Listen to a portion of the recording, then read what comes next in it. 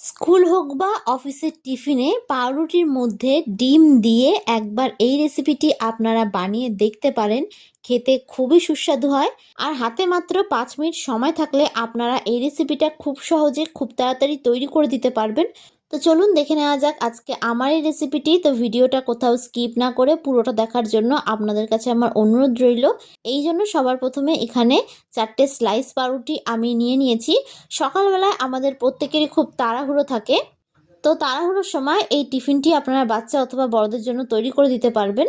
তো এখানে আমি একটা স্লাইস পাউরুটি নিয়ে নিয়েছি। এবার একটা ছুরির সাহায্যে এরকম চারকোনাভাবে আমি একটু কেটে নেব। চারিদিকটা এরকম ছুরি দিয়ে একটু কেটে নিলাম। এবার আলতো হাতে এটাকে তুলে নেব।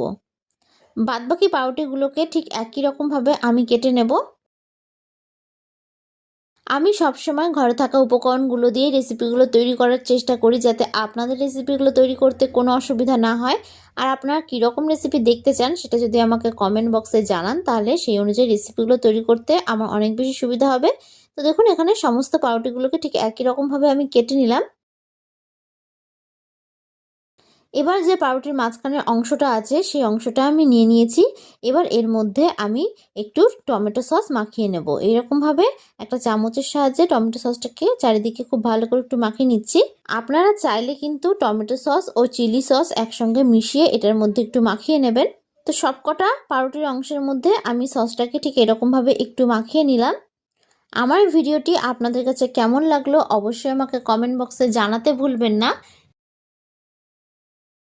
এবার অন্যদিকে একটা মিক্সিং বোল নিয়ে নিলাম। এবার এর মধ্যে আমি 2টো ডিম ফাটিয়ে দিয়ে দেব। আমি এখানে 2টো ডিম দিয়ে রেসিপিটা করছি, তবে আপনারা চাইলে পরিমাণটা কম বেশি করে করতে পারেন। এবার আমি এর মধ্যে দিয়ে দিচ্ছি পেঁয়াজ কুচি।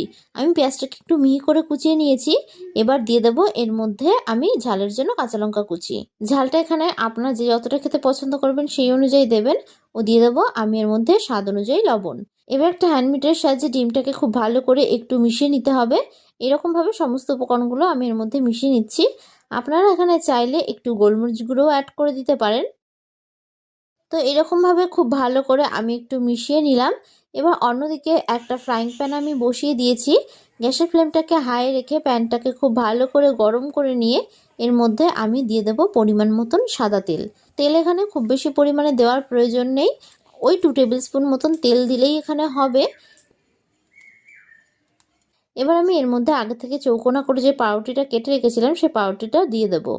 2টো স্লাইস রুটি আমি এখানে দিয়ে দিলাম। এবার এর মধ্যে আগে থেকে ফেটিয়ে রাখা ডিমটা দিয়ে দেব। 2টো পাউরুটির মাঝখানে আমি ডিমটাকে ঠিক এইরকমভাবে একটু দিয়ে দিয়েছি। আর গ্যাসের ফ্লেমটাকে অবশ্যই মিডিয়ামে রাখতে হবে। এবার এর মধ্যে যে আগে থেকে সস মাখানো পাউরুটির মধ্যেখানের অংশটা আছে সেটাকে ঠিক এইরকমভাবে দিয়ে দেব। বানানো খুবই সহজ। বাড়িতে হঠাৎ করে কোনো গেস্ট চলে আসলে আপনারা ইনস্ট্যান্ট এই রেসিপিটা বানিয়ে দিতে পারবেন।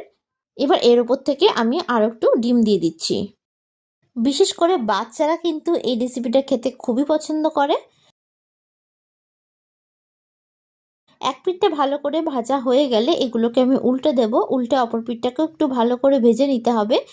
আর গ্যাসের ফ্লেমটাকে অবশ্যই মিডিয়ামে রাখতে হবে। এভাবে 2 পিঠ বেশ উল্টে পাল্টে লাল লাল করে আমি একটু ভেজে নিলাম।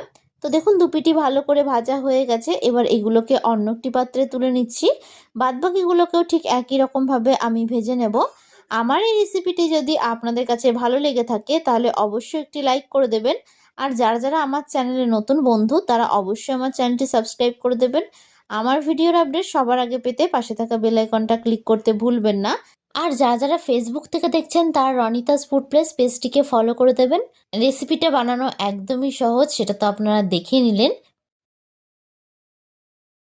তো এটাকে 2 পিঠই বেশ উল্টে পাল্টে এরকম লাল লাল করে ভেজে নিলাম। তো এটাকেও আমি তুলে নিচ্ছি। তো ভিডিওটা শেষ পর্যন্ত দেখার জন্য আপনাদেরকে আমি অসংখ্য ধন্যবাদ জানাই। এটাকে আপনারা টমেটো সসের সঙ্গেও সার্ভ করতে পারেন। তো দেখে নিলেন খুব সহজেই তৈরি হয়ে গেছে আমাদের আজকের এই রেসিপিটি। তো আপনাদের কাছে আমার রিকোয়েস্ট এই রেসিপিটি বাড়িতে একবার হলেও তৈরি করে খাওয়ার জন্য। তো আজকের মতন আমি বিদায় জানাচ্ছি। আবারও দেখা হবে আপনাদের সঙ্গে অন্য একটি ভিডিওতে।